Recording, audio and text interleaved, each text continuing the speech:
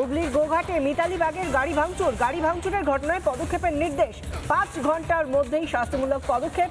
ঘটনায় এফআইআর করার নির্দেশ কমিশনের। কড়া পদক্ষেপ নেওয়ার আশ্বাস কমিশনের। যিনি আরামবাগের সাংসদ মিতালি বাগ, সে মিতালি বাগ যখন সভায় যাচ্ছিলেন গোঘাটে, তার গাড়িতে ভাঙচুর করা হয়েছে। এই ঘটনায় পদক্ষেপের নির্দেশ কমিশনের। 5 ঘন্টার মধ্যেই শাস্তিমূলক পদক্ষেপ। কিভাবে বিজেপি দুষ্কৃতীরা তা গোঘাটের বুকেতে দাঁড়িয়ে কিভাবে গাড়িটাকে ভাঙচুর করেছে দেখুন। একাধিক মানুষ দেখুন, সব দিকে কিভাবে একজন মহিলাকে এখন ভোট শুরু হয়নি, দেখতে পাচ্ছেন আপনারা। দেখুন কিভাবে কণ্ঠরোধ করা হচ্ছে, দেখুন কিভাবে কাজ, গোটা গায়ে কাঁচ লেগেছে, কিভাবে কাঁচে ভর্তি হয়ে রয়েছে। আমরা শোনালাম মিতালি বাগ নিজের করা ভিডিওয়ে কি বলছেন, এই ঘটনার প্রেক্ষিতে কি বলছে কমিশন, বিস্তারিত জানাবেন আমাদের প্রতিনিধি অনুপম পাত্র রয়েছেন আমাদের সঙ্গে। অনুপম, 5 ঘন্টার মধ্যে শাস্তিমূলক পদক্ষেপের কথা বলেছে, ঠিক কি ব্যবস্থা নেওয়া হতে পারে?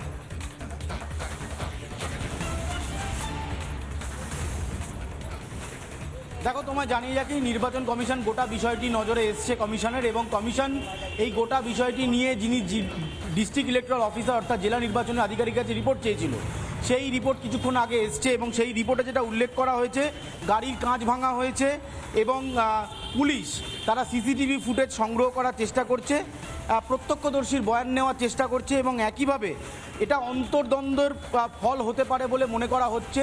কমিশনের বক্তব্য, অন্তর্দ্বন্দ্ব হোক বা যে ঘটনাই ঘটুক, যে ঘটনা মিতালি বাগের সাথে ঘটেছে সেই ঘটনা কমিশন কোনোভাবেই রেয়াত করবে না।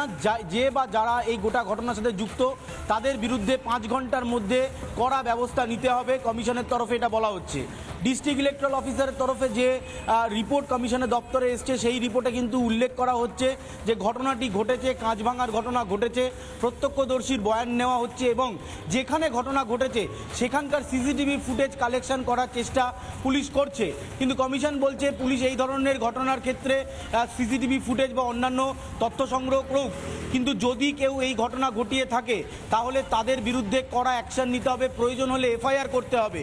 অর্থাৎ ঘটনা কি ঘটেছে সেটা যেমন খতিয়ে দেখা হচ্ছে, একইভাবে ঘটনা ঘটার পর কমিশনের বক্তব্য যে 5 ঘন্টা সময় দেওয়া হলো, কি ঘটনা ঘটেছে সেটা পূর্ণাঙ্গ জেনে যারা ঘটিয়েছে সে যে দলেরই হোক সেই দলের বিরুদ্ধে কিন্তু কড়া ব্যবস্থা নিতে হবে এবং এফআইআর করার নির্দেশ নির্বাচন কমিশন দিয়েছে। অর্থাৎ কমিশনের বক্তব্য যে জেলা নির্বাচনী আধিকারিক যে রিপোর্ট পাঠিয়েছে সেই রিপোর্টে উল্লেখ রয়েছে গোটা ঘটনাটি ঘটেছে, অর্থাৎ নির্দেশ দেওয়া হয়েছে। ধন্যবাদ। আমরা কথা বলছিলাম, আমাদের সঙ্গে ছিলেন আমাদের প্রতিনিধি অনুপম পাত্র।